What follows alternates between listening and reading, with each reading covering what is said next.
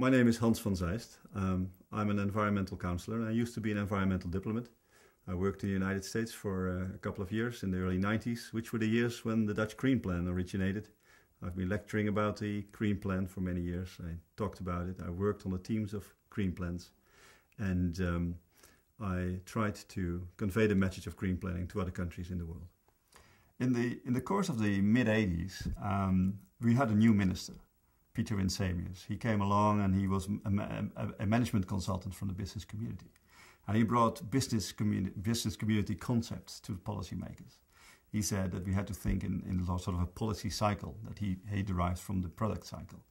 And he said that he was really appalled by the fact that we were asking the industrial community to every other 2-3 years come up with a new device in their points of emission and come up with an investment, which was always an investment which didn't match the investment cycle of these companies themselves.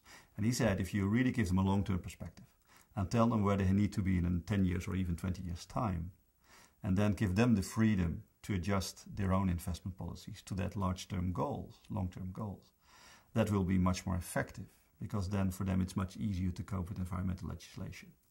And that learned us that it's not just about clean air or clean water, but it is really about giving a full picture, giving the full range of obligations that need to be met by a single company or by a group of companies within a certain association of industry to live up to the expectations of the government and the people. And that was a very strong driver to move away from single media legislation, as we've done in the first wave of policy making, towards integrated comprehensive green planning, which we did from, let's say, 1989 with the first national plan.